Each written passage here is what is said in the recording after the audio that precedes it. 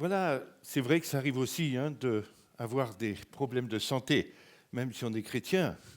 Je disais les autres jours, il pleut sur les bons et les mauvais, mais il fait aussi les maladies. On est dans un corps fragile. Quand on fait des bêtises avec le corps, qu'on force un peu, on a des fois des problèmes qui arrivent. Ah, donc ça arrive aussi, ça. Et puis maintenant, il faut se remettre. Et puis quand on est plus tout jeune, c'est un peu plus long.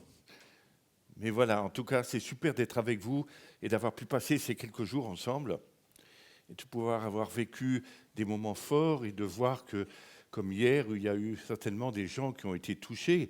Et qui a été touché hier? Qui juste lève la main? Toi? Ah, il y en a quand même quelques-uns, oui. Voilà, certaines personnes qui ont été touchées et que le Seigneur a fait quelque chose dans leur vie, des guérisons, des tas de choses qui se sont passées. Comment Dieu agit encore aujourd'hui. J'aime beaucoup les chants que Sylvain choisit, parce qu'il est toujours branché comme il faut avec le Saint-Esprit. Et puis, en tout cas, ce jour-ci et hier, c'était super, et jeudi aussi. Et je pense que ces derniers temps, j'ai parlé de l'humilité. L'humilité. Et c'est un des mots qu'on n'aime pas trop quand même des fois, parce que ça touche des parties en nous qu'on n'a pas envie, quoi. Et là, maintenant, je voudrais parler de l'humilité de Jésus, parce que c'est notre modèle. Vous êtes d'accord avec moi? Si on l'aime, comme on l'a dit tout à l'heure dans les chants, eh bien, je pense que, alors, on doit savoir comment il était Jésus pour devenir comme lui. C'est son but, en fait. Alors, on peut lire dans Luc, au chapitre 22, verset 27, Luc 22, 27, il dit « Je suis au milieu de vous comme celui qui sert ». C'est difficile de dire comme celui qui sert. Déjà, ça touche beaucoup. Et je pense que dans l'évangile de Jean, la vie intérieure de Jésus nous est comme pleinement développée, dévoilée. Et on voit Jésus sur beaucoup de rapports avec son Père, pour ses mobiles, pour tout ce qu'il voulait faire, ses sentiments et tout. C'était toujours en rapport avec son Père. Mais c'est vrai, je ne sais pas si vous avez bien lu l'évangile de Jean, nulle part le mot humilité y est. Vous avez remarqué? Puis pourtant, c'est le livre où on parle le plus de l'humilité de Jésus, quelque chose de concret. C'est extraordinaire de voir cela. C'est intéressant de lire la parole, vous rechercherez et vous verrez. Vous verrez que je ne me trompe pas. On a vu que l'humilité, c'est comme une grâce qui nous est donnée. C'est un peu le simple consentement de la créature à laisser Dieu être tout en nous, soumettant à sa seule volonté. Ça, c'est ce que j'ai parlé ce matin. Se soumettre à sa volonté. Et je crois que dans la personne de Jésus, nous voyons souvent à la fois comme en tant que fils de Dieu dans le ciel, mais aussi en tant qu'homme, puisqu'il est dit qu'il était parfaitement homme sur la terre. Il a pris un contact, un vis-à-vis avec son Père tout le temps. Et il lui demandait ce qu'il fallait faire, même en tant qu'homme, comme en tant que puissance après être ressuscité. Et on voit vraiment que Jésus était soumis complètement, une attitude absolue dépendance pour donner à Dieu tout l'honneur et la gloire qui lui soit due. C'était son Père. Il était là pour glorifier Dieu. C'est fou. Et jamais une seule fois, il a dit « moi, je ». Nulle part. Jamais. Et on va écouter un peu de quelle façon notre Seigneur parle de ses rapports avec son Père. Et vous verrez comme il emploie sans cesse les mots « ne pas » ou « rien ». Vous relirez, vous verrez, en parlant de lui-même, « ne pas » et « rien » quand il parlait de lui. Le « pas moi », Paul l'a exprimé aussi. Ce n'est pas moi, mais c'est le Seigneur qui fait au travers de moi. Paul l'a démontré, cette relation intime que Jésus avait avec son Père, que Paul, comme Jésus voulait que ses enfants l'imitent pour qu'ils soient soumis à son Père. Et Paul l'a démontré, ce que Jésus avait écrit, avait dit à ces moments-là. on le voit. Dans Jean, au chapitre 5, verset 19, on va voir comment, dans plusieurs versets, comment il y a un rapport, le Père avec le Fils. Dans Jean 5, 19, il est dit « Le Fils ne peut rien faire de lui-même ». Jésus, qui était pleinement Dieu, tout en étant homme, ne faisait rien de lui-même. C'est incroyable, ça. En Jean 5, 30, « Je ne puis rien faire de moi-même, mon jugement est juste, parce que je ne cherche pas ma volonté. » Ça, c'est encore un des exemples. Et dans Jean 5, 41, j'en cite plusieurs pour vous montrer. « Je ne tire pas ma gloire des hommes, mais de mon Père. » Vous lirez la suite. En Jean 6, 38, « Je suis descendu du ciel pour faire non ma volonté, mais la volonté de celui qui m'a envoyé. » Juste pour lui. En Jean 7, 16, « Ma doctrine n'est pas de moi, mais de celui qui m'a envoyé. » Quand il parlait, ça venait de son Père, la révélation de son Père. C'est fou. En Jean 7, 28, il dit « Je ne suis pas venu de moi-même. » En Jean 8, 29, « Je ne fais rien de moi-même, mais je parle selon ce que le Père m'a enseigné. Celui qui m'a envoyé est avec moi et il ne m'a pas laissé seul parce que je fais toujours ce qui lui est agréable. » Tout le temps. C'est un exemple extraordinaire. En Jean 8, 42, on va un peu plus loin encore, « Je ne suis pas venu de moi-même, mais c'est lui qui m'a envoyé. » En Jean 8, 50, « Je ne cherche pas ma gloire. » Il n'en avait rien à faire de la gloire. C'est pour son Père. Juste. En Jean 14, 10, « Les paroles que je vous dis, je ne les ai pas dites de moi-même, et le Père qui demeure en moi, c'est lui qui fait les œuvres. » Et un dernier, en Jean 14, 24, « La parole que vous entendez n'est pas de moi, mais du Père qui m'a envoyé. » Vous avez remarqué toute cette intimité entre son Père et lui, et que tout ce qu'il faisait, tout ce qu'il agissait était déjà programmé par son Père. Et son Père lui montrait les choses à faire. Toutes les paroles nous révèlent vraiment les racines profondes de la vie, de l'œuvre de Jésus-Christ. Cette profondeur d'humilité, de voir comment il était. Elles nous disent un petit peu pourquoi le Dieu Tout-Puissant a pu accomplir sa grande œuvre de rédemption par son moyen du Fils. C'est incroyable comment Dieu a pu faire. Pourquoi il a fait ça? C'est incroyable. Juste pour pouvoir s'approcher de nous. Juste pour pouvoir dire que même tout ce qui lui est arrivé, tout ce qui nous arrive, il lui est déjà arrivé. Tu te rends compte, ça va loin.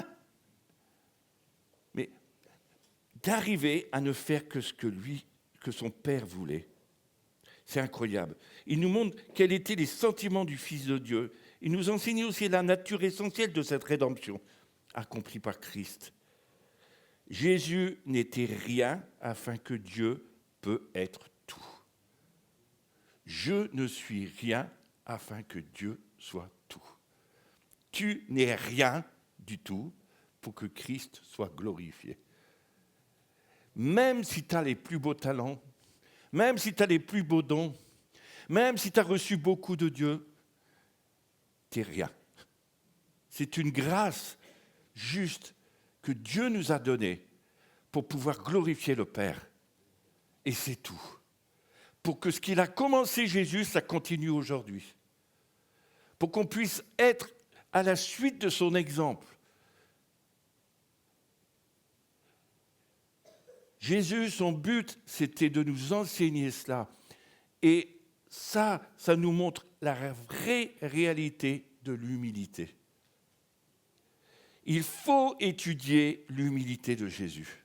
Moi, je vous encourage à prendre la Bible. Cherchez dans l'évangile de Jean. Tournez les pages. Recherchez cette intimité. Imprégnez-vous de cette intimité de Jésus pour que vous aussi, vous puissiez être comme il était. Et je crois que c'est tellement important pour nos vies aujourd'hui. Aujourd'hui, je le disais encore hier, mais je le redis, on croit qu'on sait tout, mais on ne peut rien faire si le Père ne nous le dit pas. On peut imiter, mais on ne peut pas être. Et je crois que Christ veut vraiment prendre toute la place au milieu de son Église, au milieu de son peuple. Et je crois qu'on avait perdu cette amitié avec lui et cette intimité et cette relation. Je crois que dans le fil des années, dans toutes les années qui ont passé, on a tellement eu, tellement entendu, tellement vu de choses que Jésus, il était caché derrière tout le savoir des hommes. On était devenus des humanistes. Mais Christ veut revenir au milieu de son peuple. Et c'est pour cela qu'il y a tellement de choses qui se passent au milieu de nous, qu'on ne comprend pas, pour qu'on comprenne cette humilité. Pas pour faire de nous-mêmes, mais pour faire comme lui, il veut qu'on fasse. Tu te rends compte que si tu faisais ce que Christ vivait, dépendre du Père, si tu commençais à dépendre et à écouter ce que le Saint-Esprit va te communiquer de ce que le Père et le Fils sont en train de faire aujourd'hui, mais on verrait plein de choses. C'est comme Jésus, il serait là. Mais il n'est pas là. C'est terrible ce que je dis. Pourquoi il n'est pas là? Parce qu'on ne lui laisse pas la place. C'est vrai. Alors, je crois que Jésus veut nous secouer. Parce qu'il veut qu'on apprenne cette humilité. Il veut qu'on devienne comme il était. Il veut qu'on lui demande les choses. Il veut qu'on nous parle, nous révéler des choses cachées. Peut-être un exemple que j'ai déjà cité, mais je me rappelle avoir été avec un groupe de jeunes. Enfin, c'est une église, il y avait des adultes, mais il y avait aussi un groupe de jeunes. Puis le groupe de jeunes, il n'avait qu'un plaisir, c'est de m'inviter au McDo. C'est super. Bon, j'y vais pas souvent au McDo, quoi, mais surtout en France, c'est pas... Bon, mais ils étaient tellement contents. J'ai dit oui, ils voulaient me payer mon repas pour être avec eux. Ils dit oui, les adultes, ils t'ont payé plein de repas, et puis nous, on veut te payer. J'ai dit oui, plaisir d'être avec eux, les écouter, parler. Puis on passait par un chemin qu'ils nous disent de passer, puis d'un seul coup, Dieu dit non, ne passe pas là, prends l'autre chemin. Je ne connaissais pas du tout cette ville. Je ne savais même pas où on était. Mais en fait, il me dit, alors je leur dis, on ne peut pas passer par cette route. Est-ce que ça vaut au même endroit? Il dit oui, mais c'est un peu plus long. Il dit, il faut mieux passer comme là. Mais je crois qu'il faut qu'on passe là. J'entendais comme Jésus qui disait, mais on passe là, passe là. On passe par cet endroit. Qu'est-ce qu'on rencontre? Un clochard. On ne dit pas comme ça. Homme sans domicile fixe. Voilà, c'est mieux. Parce qu'après, en France, si vous dites ça, vous allez être au pilori. Donc, j'y serai peut-être un jour, tant pis. Mais on passe et on rencontre ce gars. Il était dans un état d'ébriété bien déjà avancé. Et puis, il avait son litron. Et puis, d'un seul coup, on passe devant. Mais les jeunes le connaissaient comme ça dans la ville. Mais personne n'a jamais prêté attention à cet homme. Puis là, voilà que Jésus voulait prêter attention à cet homme-là. Pourtant, il n'y avait rien d'attirant à lui, c'est vrai. Ça sentait pas bon. Et pourtant, Jésus me dit, demande-lui de se lever, tends-lui la main. Mais j'ai fait ça. Les jeunes, ils m'ont dit, oh. Et puis il s'est levé. Il dit, je crois que Jésus veut venir dans ta maison. J'ai pas de maison. Dans ton cœur. Il t'aime. Et Dieu lui raconte toute sa vie. Le gars bouleversé, complètement bouleversé. Il pleurait. Les jeunes, ils disent, on n'aurait jamais pensé comme ça. Mais justement, c'est ça, savoir écouter Christ. Ce n'est pas parce que je suis meilleur, je vous assure que non. Mais c'est juste parce qu'il faut écouter cette voix qui vous parle. Combien de fois dans votre vie vous n'avez pas écouté alors que Dieu vous avait parlé? Combien de fois vous avez passé à côté de bénédictions que Dieu en réserve pour vous? Parce que finalement, on n'était pas soumis, on était trop orgueilleux pour faire à notre volonté. J'ai dit tout à l'heure que l'orgueil, c'est ce qui nous a fait chuter nos premiers parents, mais c'est ce qui nous fait chuter encore aujourd'hui. Je sais que je sais. Et Jean Gabin, il dit, je sais que je ne sais pas du tout, quand il était à sa fin, avec sa parole très grave. Il arrivait à son âge, il ne savait pas encore. C'est vrai. On croit qu'on sait, mais on ne sait pas. Même les grands hommes de Dieu ne savent pas. On ne sait pas les choses. Il faut que Christ nous les révèle. Mais s'il ne nous le montre pas, on ne sait pas. Alors on peut inventer plein de belles choses. On peut avoir de belles théories, mais Dieu voudrait qu'on se soumette à lui et qu'on dépende de lui. Et je crois que c'est dans cet état d'esprit, dans cette disposition, que le Rédempteur de Christ exerce sa vertu, son efficacité. C'est pour nous amener à ces mêmes sentiments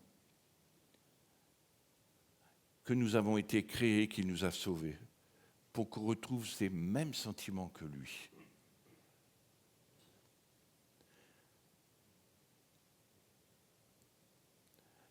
Notre moi doit mourir, cloué à la croix. Une fois, j'ai dû raconter ça à des jeunes, mais c'est vrai. J'ai dit, on peut se mettre un clou d'un côté, mais à l'autre main, il faut le frère qui aille le mettre, ou la sœur. Et des fois, on dit, je veux mourir à moi-même, et tu n'es pas prêt de mourir à toi-même. Parce que tu as encore trop d'énergie à l'intérieur de toi, trop de savoir et de connaissances. Je disais tout à l'heure, il faut être un vase vide pour que Christ le remplisse. Et Jésus était vide. Alors Dieu l'a rempli pour qu'il puisse agir. On a besoin, Jean-Marc en a parlé tout à l'heure, d'être rempli de l'esprit. Rempli de cette vie de l'esprit, pas juste pour chamallow, non. Parlons, non, mais bien plus que ça. Je crois, pour pouvoir vivre les mêmes choses qu'il a vécues sur la terre. Et on est ses ambassadeurs. On représente Christ, tu te rends compte? On ne peut plus faire n'importe quoi. On ne peut plus dire n'importe quoi. On ne peut plus proclamer n'importe quoi qui n'a pas de sens, qui n'a pas de vérité. C'est facile à dire « Alléluia, Amen, Coca-Cola, Amen. » Non, j'ai entendu ça une fois en Afrique. Il a fait ça, puis tout le monde a fait « Amen ». Et ils n'avaient pas compris. Mais je crois que des fois, je suis moqueur là, mais je crois dans mon cœur que des fois, on fait des choses aberrantes, alors que Christ est là. On ne prend vraiment pas au sérieux notre Seigneur. C'est vrai. Pourtant, on la chante et Dieu veut nous apprendre à mourir pour mieux l'écouter et mieux l'entendre. Mourir à nous-mêmes. Comprenez, je dis des fois des choses qui sont rigolotes, mais c'est tellement bizarre la vie et tellement l'Église est malade. Excusez-moi, elle est malade. Il y a un cancer, qui est en train de ronger tout le peuple de Dieu. Revenons à lui.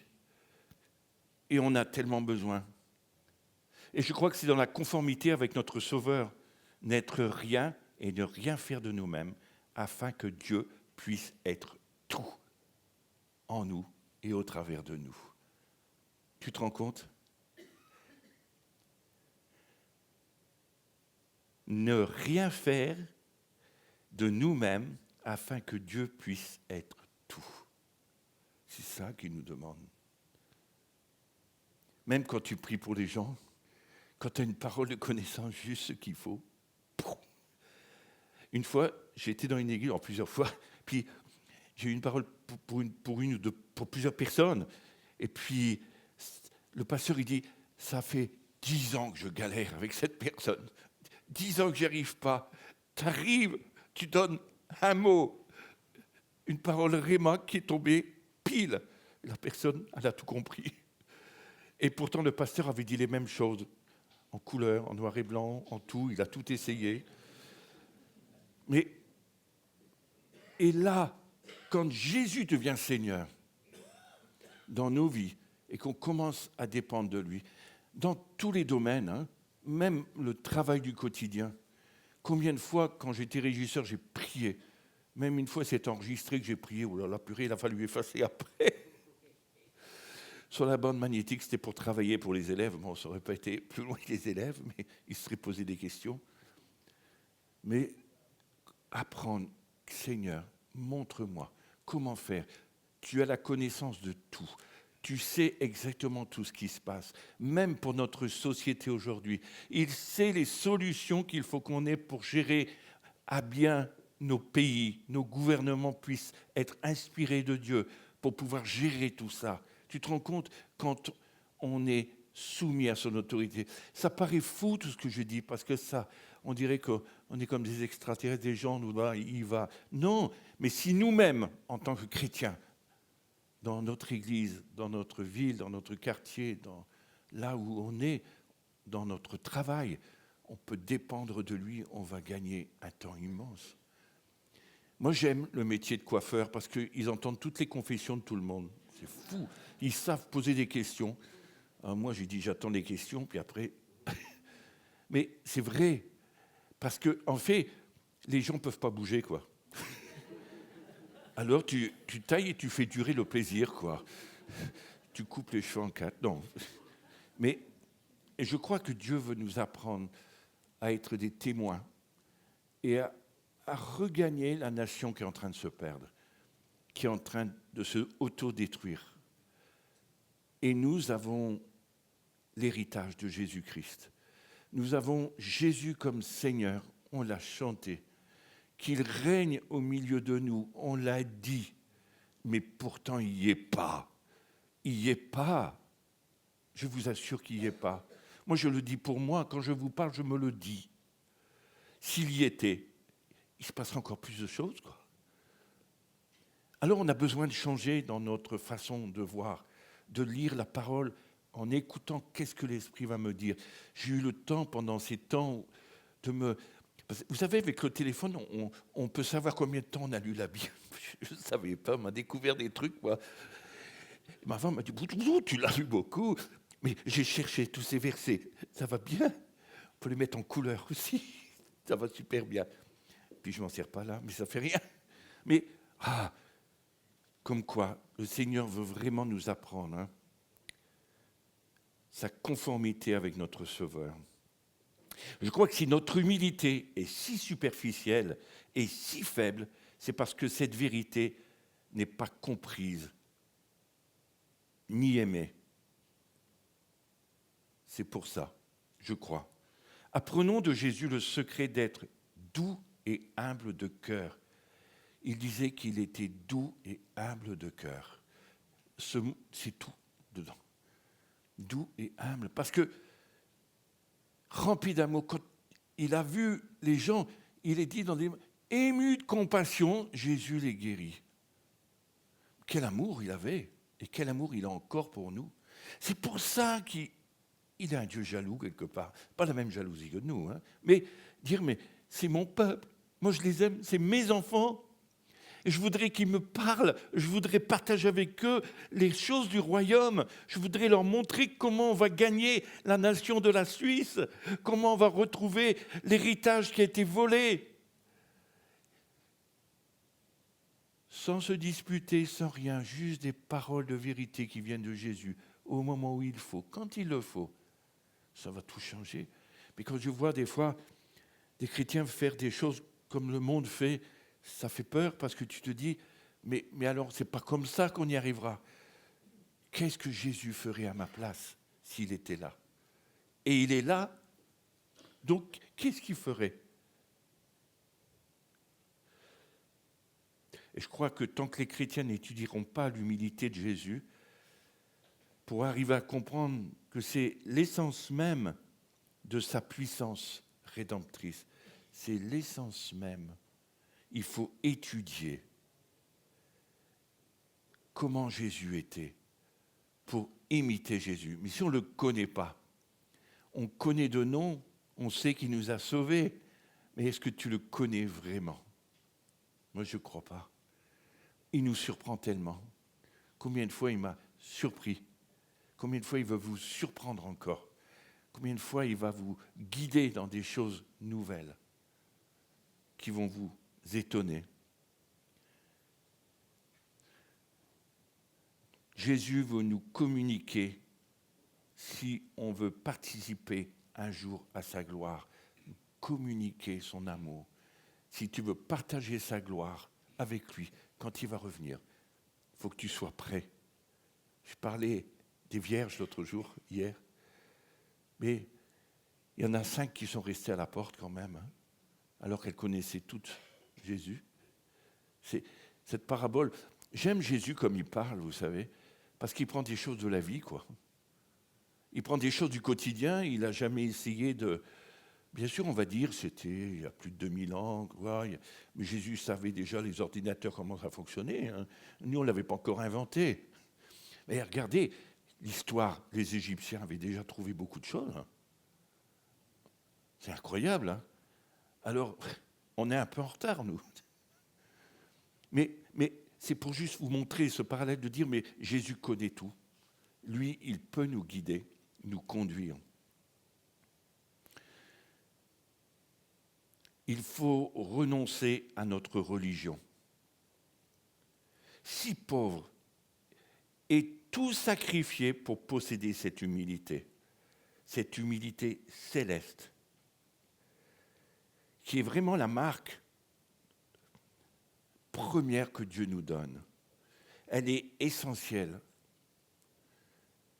Jésus veut nous communiquer cette humilité. Il veut nous toucher dans le fond de nos entrailles. Et c'est lui qui le donne. C'est pour cela que moi, j'aimerais quand même vous poser la question, est-ce que vous êtes revêtu d'humilité ? Sincèrement, quand on se met devant Dieu, est-ce que je suis revêtu d'humilité ? Alors, peut-être on pourrait faire quelque chose. Il y a toute une équipe de personnes qui sont là pour vous aider. Tout à l'heure, ceux qui ont envie de connaître et de désirer cette humilité, mais ils prieront avec vous. On le fera tout à l'heure. Et comme ça pourra se mettre sur les côtés, puis pendant ce temps-là, il y aura peut-être des temps de louange précis, puis on verra la grâce de Dieu qui va couler. Mais demandez-lui. Des fois, tout seul, on n'arrive pas. Hein, je ne sais pas comment vous êtes, mais des fois, tout seul, Seigneur, donne-moi l'humilité. Puis demain, c'est fini, quoi. Mais quand on a quelqu'un qui peut le sceller avec nous dans nos cœurs, Jésus dira, tu te rappelles, il a prié avec toi, tu l'as demandé, la voilà. Ta ta ta ta. Et puis voilà, il nous arrive des choses comme il m'arrive, quoi. Parce qu'on apprend qu'il est plus grand que nous. Est-ce que je n'aurais pas pu lui faire confiance ? Même des erreurs. Ça paraît tout simple, tout bête. Mais pourtant, tout est important pour Dieu dans tout ce que l'on fait, tout ce que l'on touche. Tout est important. Pas juste le dimanche au culte, quoi. Des fois, on va juste le dimanche au culte comme on va à la messe avant, quoi. Mais c'est plus que ça. C'est cette vie dans notre quotidien. Avec ce que l'on est, Dieu ne nous demande pas de mettre les pieds au mur, comme on dit, hein, ça se dit ce mot-là. Mais il nous demande d'être nous-mêmes. Peut-être que moi, la façon dont je vais vivre avec Dieu n'est pas la même que vous. Peut-être comme je vais le demander, comment je vais le vivre, mais peut-être qu'un autre ou une autre va le vivre autrement que moi. Mais ce qu'il nous demande, c'est cette humilité qu'il nous a montrée, de la prendre pour nous, pour pouvoir la vivre après. Et vous verrez qu'il va y avoir des changements dans nos églises. Tu te rends compte, tu reviens dans ton église dimanche, plein d'humilité. Tout le monde va le sentir. Quel amour il a, ce frère. Qu'est-ce qui t'est arrivé ce week-end ? Tu as été où ? À Soteria. Oh, qu'est-ce qui s'est passé ? J'ai rencontré Jésus. Mais il y a longtemps que tu es converti. Mais je ne le connaissais pas, en fait. Et c'est ça. Des fois, on vit l'expérience avec Christ, mais on ne le connaît pas vraiment. Alors, il faut le connaître. Et moi, j'aspire à voir toutes ces églises remplies de gens avec de l'humilité, remplies de tous les dons que Christ a donnés après pour pouvoir voir sa gloire. S'étendent des tsunamis du Saint-Esprit, des tsunamis, c'est dit tsunamis, des grandes vagues, en tout cas c'est plus facile à dire, comme ça, qui se déferlent sur tout votre pays, vos villages, vos quartiers. Mais il faut être rempli de cette humilité pour que la gloire lui revienne qu'à lui seul et pas à nous. Pas à nous.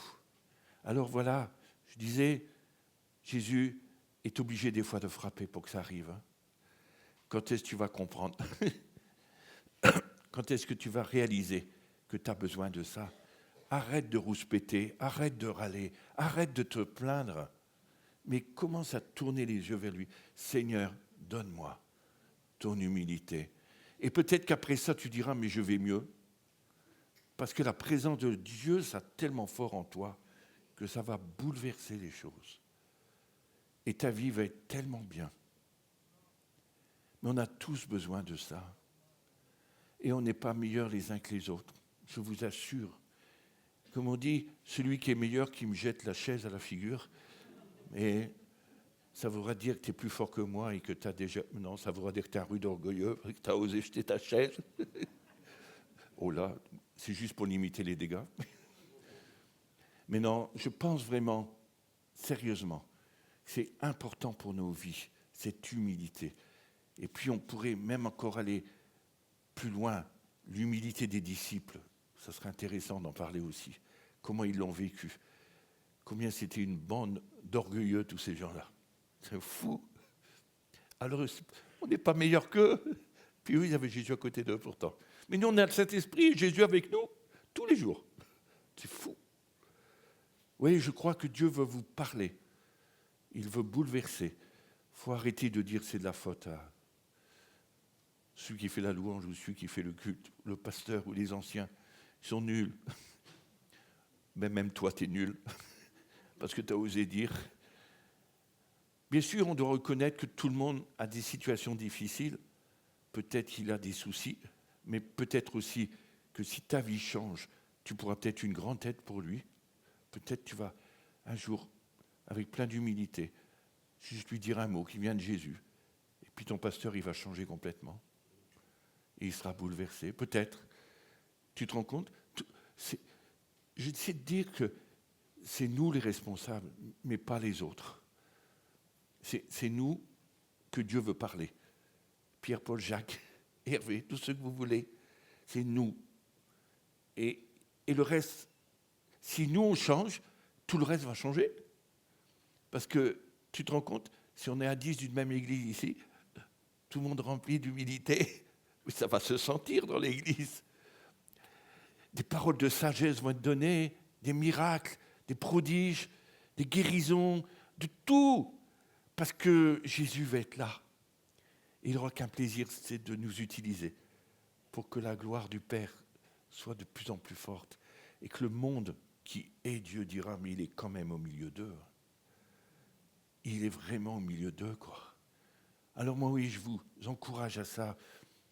Priez tout à l'heure. Je vais donner quelques paroles. Tu vois, je suis bien... Non, je parle à l'heure. Non, il est pour rien, c'est moi qui... Je taquine. Mais je donnais quelques paroles pour des personnes, mais je ne voudrais pas que des paroles que je donne tombent à l'eau et puis demain, plus rien. Écoutez-les, notez-les, écrivez-les, priez dessus. Faites-vous aider par des responsables. Il y en a plein. Si vous n'en avez pas dans votre église, il y en a ici à Soteria. Vous trouverez, sinon ils vous indiqueront quelle personne dans votre église faut aller voir. Moi je sais qu'en Suisse, tout le monde se connaît un peu dans les responsables. Mais je pense que c'est important ça. Alors je voudrais vous encourager.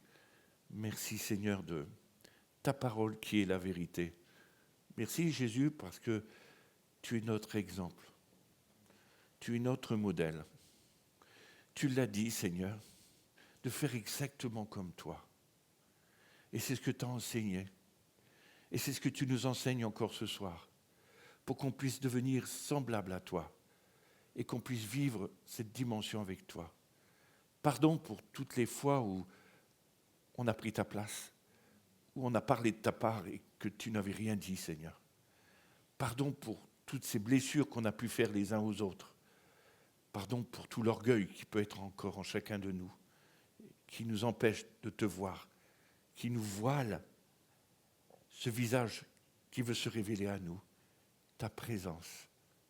Seigneur, on veut inviter Saint-Esprit à venir au milieu de nous, à nous convaincre de péché, nous montrer comment élever ton nom, élever le nom du Père et du Fils pour qu'il puisse être glorifié et que nous devenions des instruments de bénédiction, d'amour, plein de paix pour les autres, pour mes frères et sœurs dimanche, pour ceux qui vont être devant moi. Merci Seigneur de travailler ma vie, travailler nos vies. Merci Seigneur. On a soif et faim de toi. On a besoin de toi, Papa. On veut vraiment te voir te lever au milieu de nous, au milieu de ton Église. Voir ton Église retrouver cette dimension qu'il y avait dans les actes, Seigneur. Seigneur, on veut vraiment vivre tout ce que tu as préparé d'avance pour chacun de nous. On a tellement besoin de toi. Il y a tellement de choses qu'on ne comprend pas, Seigneur. Alors, Jésus, on veut se blottir en toi et t'écouter. Parce que tu es là. Parce que tu es toujours prêt à nous répondre. Toujours prêt à nous parler. Je prie pour tous ceux qui n'arrivent pas à entendre ta voix, pour qu'ils connaissent comment tu étais, qu'ils étudient ta parole, pour que leur cœur devienne disponible à écouter ta voix. Oui, Seigneur, merci, parce que tu es présent au milieu de nous. Merci, Jésus. Oh, je suis toute émue, moi aussi. Merci, Seigneur.